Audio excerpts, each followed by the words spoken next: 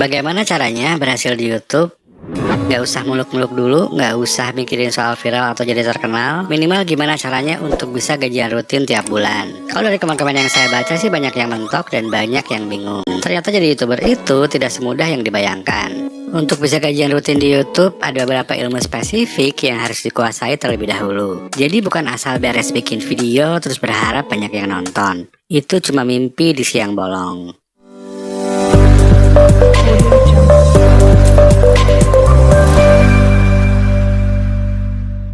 Ada 3 level yang harus dilewati kalau saya harus mulai lagi YouTube dari nol sampai bisa gajian tiap bulan. Mari kita mulai dengan level 1. Kebanyakan YouTuber pemula biasanya punya target awal untuk kejar syarat monetisasi supaya cepat dapat AdSense. Lalu mencoba segala cara untuk kejar syarat tersebut, bahkan sampai cari-cari cara untuk mengakali algoritma. Tapi ternyata susah, view-nya rendah terus dan banyak yang gagal. Di level awal ini, syarat monetisasi dan algoritma itu nggak penting. Bahkan jumlah view dan subscriber pun nggak terlalu penting. Yang menonton video kita itu adalah orang, tepatnya orang lain, bukan diri kita sendiri dan juga bukan algoritma. Algoritma itu sebetulnya cuma mengikuti keinginan dan kepuasan penonton. Kalau misalkan video kita rendah, memang karena kitanya juga baru memulai YouTube, jadi belum banyak orang yang tahu channel kita, dan bukan juga karena algoritmanya pilih kasih, tapi memang karena video kitanya juga belum terlalu bagus. Untuk bisa bikin video yang menarik di mata banyak orang itu tidak terjadi dalam sekejap. Ada proses dan pengalaman yang harus dilewati. Karena kalau gampang, semua YouTuber bakal bisa viral tiap hari.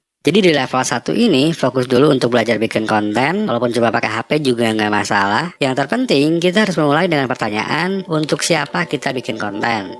Saya biasanya akan mencari sweet spot antara kesukaan dan kemampuan. Sebetulnya di sini ada pangsa pasar juga, cuma akan saya kesampingkan dulu supaya nggak bikin pusing. Saya akan mulai bikin daftar hal-hal spesifik yang saya suka. Dan ini adalah contoh daftar topik-topik yang saya suka sesuai dengan pekerjaan dan hobi saya.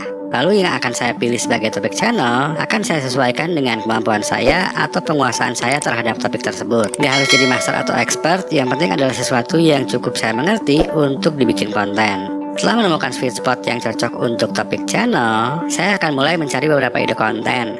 Bisa pakai cara apa aja, cuma yang harus dipahami, ide kontennya itu harus memiliki benefit atau keuntungan bagi target penonton. Dan target penonton itu bukan semua orang, tapi penonton dengan keinginan atau kesukaan tertentu, ya tentunya sesuai dengan topik yang kita pilih. Nah, kalau semua orang itu berarti dari bayi sampai manula, itu keinginannya pasti berbeda-beda. Dan itu sebabnya saya pilih topik channel berdasarkan kesukaan plus kemampuan. Selain supaya saya bisa enjoy saat bikin konten, saya juga bisa punya gambaran siapa target penontonnya. Contohnya untuk channel mancing, target penontonnya itu bisa orang-orang yang ingin tahu teknik-teknik pancing agar tangkapannya besar, ingin tahu caranya menangkap ikan jenis tertentu, ingin pergi ke tempat mancing yang bagus, dan bisa juga ingin membeli peralatan mancing yang bagus atau yang murah. Dari masing-masing kategori tersebut bisa ditemukan lagi banyak ide-ide konten. Jadi apapun topik channelnya, kita bisa dapat ide-ide konten berdasarkan kategori rasa ingin tahu, ingin pergi, ingin membeli, dan ada satu lagi yaitu ingin melakukan. Ingin melakukan di sini bisa ingin mendengarkan, ingin membaca, ingin menyelesaikan masalah, atau kata kerja lainnya. Hal-hal tersebut disebut sebagai micro moments. Di zaman smartphone ini, dalam satu hari itu, tiap orang bisa memikirkan lebih dari satu micro moment. Dan micro moments di sini berdasarkan riset dari Google, jadi bukan ilmu kaleng-kaleng. Contohnya untuk micro moment, saya ingin nonton film horor yang menyeramkan. Berarti kalau channel film bisa bikin konten 10 film horor yang jangan ditonton sendirian. Contoh lainnya untuk channel relationship, misalnya micro moment saya ingin balikan dengan mantan. Berarti video yang dibikin bisa 3 langkah untuk merebut kembali hati mantan, atau cara merebut hati mantan dengan trik ini. Dan micro moment itu juga biasanya nggak jauh dari hal-hal yang suka kita pikirkan. Setelah dapat beberapa ide, langsung aja bikin kontennya. Kalau saya akan bikin 2 atau 3 video durasi panjang dulu. Setelah semuanya beres, baru saya akan mulai upload. Jadi saat launching channel itu udah punya beberapa stok konten, dan sesudah upload video pertama, saya terusin lagi untuk bikin konten-konten baru. Gak perlu khawatir apakah idenya bagus atau enggak, atau takut nggak ada yang nonton. Yang penting kita bergerak dulu untuk bikin konten. Untuk struktur kontennya simpel aja, yaitu awal, tengah, dan akhir. Terus bisa direncanakan dulu pakai outline supaya pas rekam video udah tahu apa yang harus dilakukan. Jadi nggak buang-buang waktu. Mau nulis naskah dulu atau enggak, itu disesuaikan aja dengan jenis video yang mau dibikin, atau disesuaikan dengan diri kita. Nggak perlu juga bikin intro channel pakai animasi atau bikin bumper. Pas begitu videonya mulai langsung to the point aja. Dan untuk editingnya juga yang simple aja dulu. Di level ini nggak perlu mikirin soal pakai kata kunci atau trik marketing, tapi judul itu intinya harus menawarkan benefit bagi orang lain yang membacanya. Contohnya judul saya makan ke rumah makan Padang tidak memiliki benefit bagi orang lain. Tapi kalau judulnya rumah makan Padang super murah lezat banget, setidaknya bisa membuat orang lain sedikit penasaran. Apalagi kalau thumbnailnya itu terlihat menggiurkan. Di level ini tidak ada yang tahu siapa kita dan tidak ada yang peduli dengan diri kita. Sementara judul dan thumbnail video kita harus berkompetisi dengan YouTuber yang sudah punya subscriber banyak dan sudah terkenal. Jadi walaupun masih belajar, saat bikin konten serta judul dan thumbnail itu biasakan untuk melihat segala sesuatunya dari sudut pandang target penonton. Terus soal bikin thumbnail, pakai template dulu aja seperti yang ada di aplikasi Canva. Templatenya juga udah bagus-bagus dan mudah untuk dimodifikasi. Seberapa banyak konten yang harus dibuat di level ini, itu tergantung pada diri kita masing-masing. Bisa 3, 5, atau jumlah lainnya. Setiap orang itu situasi dan kondisinya itu beda-beda, dan juga jenis video yang dibuatnya pun berbeda. Ada yang harus nulis skrip dulu, ada yang nyaman gak pakai skrip, terus ada juga yang gak mau menunjukin wajah, dan lain-lain. Di level ini pun juga tujuannya bukan untuk dapat banyak view atau untuk viral, tapi intinya untuk belajar bikin konten dulu. Nah, setelah terbiasa bikin konten, walaupun channelnya masih sepi, kita bisa melangkah ke level 2. Nah, di level ini tuh adalah level dimana kita mengembangkan diri sebagai content creator yang lebih baik, supaya channelnya itu nggak terlalu sepi kayak kuburan. Dan untuk itu, saya akan mengintai channel-channel saingan yang sudah lebih maju. Saya akan cari 5-10 channel yang topiknya itu mirip dengan channel saya, tapi udah lebih maju dan udah lebih berkembang, terus juga masih aktif upload konten-konten yang baru. Nah, tujuannya bukan untuk menyebelah konten mereka, tapi untuk menemukan pola. Dan saya akan tonton video-video mereka, terutama yang view-nya besar. Untuk nontonnya juga bisa dicicil, nggak harus sekaligus. Hal pertama yang akan saya perhatikan adalah bagaimana mereka memulai videonya. Video yang di bagian awalnya itu udah nggak bisa mempengaruhi pikiran penonton untuk melanjutin nonton, biasanya akan memiliki rata-rata durasi tonton yang rendah. Rata-rata durasi tonton itu adalah estimasi rata-rata menit ditonton per penayangan suatu video. Rata-rata durasi tonton itu tipikalnya adalah sekitar 20% sampai 40%, tergantung durasi totalnya juga kalau ingin berpeluang untuk direkomendasikan oleh algoritma YouTube. Kalau bisa lebih tinggi tentunya lebih bagus. Nah, untuk melihat rata-rata durasi tonton, masuk ke YouTube Studio, terus di bagian konten, kita tinggal klik tombol analisis video dan masuk ke bagian interaksi. Untuk yang pakai HP, tinggal download aja aplikasi YouTube Studio. Nah, jadi untuk bisa ningkatin retensi dan durasi tonton itu, kita bisa belajar pada konten-konten kreator yang sudah lebih maju. Perhatikan bagaimana mereka membuka videonya, perhatikan juga alur videonya seperti apa, dan juga perhatikan pacingnya. Pacing itu bisa dibilang timing, tempo, dan kecepatan perubahan-perubahan yang terjadi di video. Pacing harus disesuaikan dengan jenis emosi yang ingin disampaikan kepada penonton. Jangan lupa untuk cek bagian komentar video-video mereka untuk mengenali sifat dan perilaku target penonton. Karena kita harus bisa membujuk penonton-penonton tersebut untuk nonton video kita. Dan kita juga nggak harus ngelakuin semua yang dilakukan oleh kreator lain, tapi ambil yang cocok aja buat kita. Dan tentunya kita gabungkan juga dengan kreasi sendiri supaya lebih unik. Video yang kita bikin itu juga nggak harus level dengan video-video kreator besar, tapi kita fokus dulu aja memperbaiki opening video kita. Kalau openingnya udah bagus, biasanya sekitar 60% sampai 70% penonton mau bertahan nonton sampai di 30 detik pertama. Jadi bukan berarti semua orang bakal suka, pasti ada yang nggak suka. Teman-teman usahakan dulu aja naik secara gradual, misalnya dari 20% ke 30%, terus ke 40%, dan di level ini bisa mencapai 40% atau 50% pun juga udah cukup oke sebetulnya ya. Nanti di level selanjutnya bisa ditingkatkan lagi. Saat mengintai channel-channel saingan yang lebih maju, perhatikan juga topik, judul, dan thumbnail dari video-video yang view-nya tinggi. Saya biasanya akan lihat pola penulisan judulnya itu seperti apa. Perhatikan juga thumbnailnya itu kenapa bisa bikin banyak penonton ngeklik. Karena video durasi panjang itu kalau mau banyak ditonton tentunya harus sering diklik oleh banyak orang. Jadi tujuannya bukan untuk diplagiat, tapi untuk menemukan hal-hal yang menarik di mata target penonton. Keberhasilan kita dalam membuat judul dan thumbnail menarik itu bisa dilihat juga di analisis video. Nah, kita bisa masuk ke bagian jangkauan. Di bagian ini adalah jumlah seberapa banyak judul dan thumbnail ditampilkan di YouTube. Bisa dibilang ini jumlah seberapa banyak video kita direkomendasikan oleh algoritma. Terus bagian rasio klik tayang ini menandakan seberapa banyak orang yang tertarik untuk nonton saat melihat judul dan thumbnail video kita. Jadi kalau rasio klik tayang itu kecil, misalnya di bawah 2%, berarti judul dan thumbnailnya itu belum terlalu menarik bagi banyak orang. Jadi bukan salah algoritma juga ya, dan dari waktu ke waktu nilainya itu bisa berubah. Biasanya sih lebih turun. Banyak YouTuber pemula yang gak mau tahu dan gak peduli soal analitik YouTube.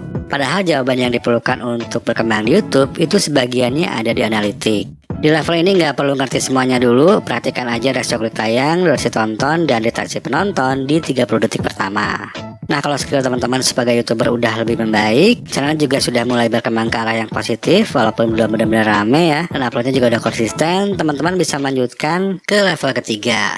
Di level ini tujuannya masih terus meningkatkan kualitas konten serta jangkauan penonton dan tentunya bisa gajian rutin. Jadi di level ini waktunya itu bisa cukup panjang dan harus lebih giat. Rasio klik tayang adalah hal pertama yang harus ditingkatkan. Untuk itu kita harus melakukan hal yang namanya pengembangan ide sebelum kontennya dibikin. Jadi nggak asal punya ide terus langsung dibikin kontennya. Bukan berarti harus 100% baru dan unik, cuma jangan yang terlalu biasa-biasa aja. Basisnya bisa ide yang sudah dibikin oleh orang lain sebelumnya atau pernah kita bikin sebelumnya, tapi kita suntikan sesuatu yang baru. Bisa ditambahkan informasi baru, sudut pandang baru, tantangan baru, atau skalanya diperbesar. Contohnya skalanya diperbesar itu misalnya kita pernah bikin video camping di hutan sendirian selama 1 malam. Nah selanjutnya bisa bikin video camping di hutan sendirian selama 3 hari atau bahkan 1 minggu. Jadi ide dasarnya tetap camping di hutan, tapi skala dan tantangannya itu diperbesar. Tentunya persiapannya harus lebih matang dan bikin kontennya juga bakal lebih susah. Ya ini contoh kalau memang sudah mampu, dan ini cuma salah satu strategi, nggak harus juga langsung bikin konten yang ekstrim. Cuma kalau memang masih mentok, kita bisa coba eksperimen bikin format konten yang lain. Format video di channel kita itu nggak harus yang itu-itu aja. Misalnya kalau kita bikin tutorial, bukan berarti kita harus terus bikin tutorial. Apapun formatnya, yang penting kontennya itu ditujukan untuk target penonton yang sama. Contohnya untuk channel masak, nggak harus selalu bikin channel video resep masakan, tapi bisa bikin review alat masak, jelasin suatu teknik masak secara detail, atau bisa juga lebih ke arah hiburan, misalnya reaksi resep-resep viral di TikTok. Bahkan bisa bikin konten versus, misalnya tanding masak nasi goreng berkolaborasi dengan kreator masak lainnya. Jadi walaupun formatnya itu berbeda-beda, tapi tetap tentang masak. Dan kita juga bisa bereksperimen dulu dengan video short. Kalau di short rame, kita bisa coba bikin durasi panjangnya. Nah terus saya juga mention kolaborasi, karena kolaborasi bareng kreator lain akan sangat membantu dalam memperkenalkan channel kita kepada penonton-penonton baru. Nah untuk mencari format yang bisa diadaptasi ke channel kita lihat aja channel-channel besar yang topiknya itu berbeda. Jadi kita juga harus membuka mata dan intinya harus jeli dan kreatif sebagai konten kreator.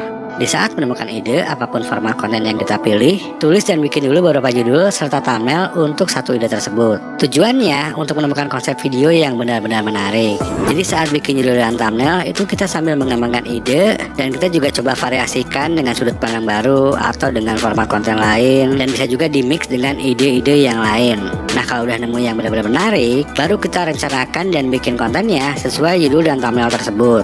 Untuk strategi judul dan thumbnail yang lebih jelas, nanti kalian bisa tonton 2 video ini.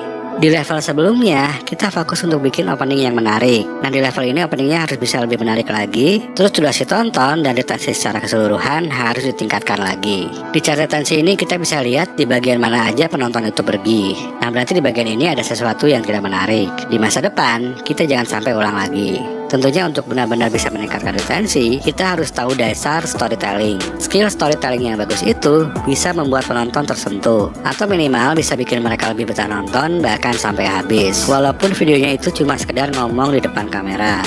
Cuma storytelling ini bahasanya cukup panjang. Nah di masa depan tentunya saya akan bikin video khusus tentang storytelling. Saya juga pernah bikin video mengenai struktur dasar konten YouTube agar menarik, yang nanti bisa kalian tonton. Selain storytelling, kemampuan kita dalam public speaking pun juga harus ditingkatkan. Tapi kalau teman-teman adalah orang yang seperti saya, yang ngomongnya cenderung santai dan boring, nah bisa lebih fokus untuk meningkatkan skill editing. Tentunya kalau dua-duanya bisa lebih ditingkatkan, maka akan lebih bagus. Jadi kita juga memang harus sabar, harus tekun, dan kalau mau bisa gajian rutin, kitanya juga harus terus belajar dan mengasah skill sebagai konten kreator. Kualitas konten terus ditingkatkan supaya bisa lebih menarik banyak penonton. Nah sambil belajar konten, ketahui juga aturan-aturan di YouTube, termasuk hak cipta, pedoman komunitas, dan pedoman AdSense. Bahasanya bisa dicicil aja, yang penting kita punya gambaran dulu. Soalnya banyak YouTuber pemula yang pengajuan monetnya itu ditolak cuma karena nggak ngerti aturan YouTube. Udah bikin puluhan video selama berbulan-bulan, hasil akhirnya malah ditolak mentah-mentah. Terus untuk memperbesar pemasukan, jangan cuma mengandalkan AdSense. Di FYP sendiri kita bisa mengaktifkan Super Thanks untuk dapat pemasukan ekstra. Lalu ada membership juga, dan ini bisa direncanakan supaya pemasukan lebih besar. Dan kita bisa komunikasikan juga dengan pemasukan dari luar YouTube.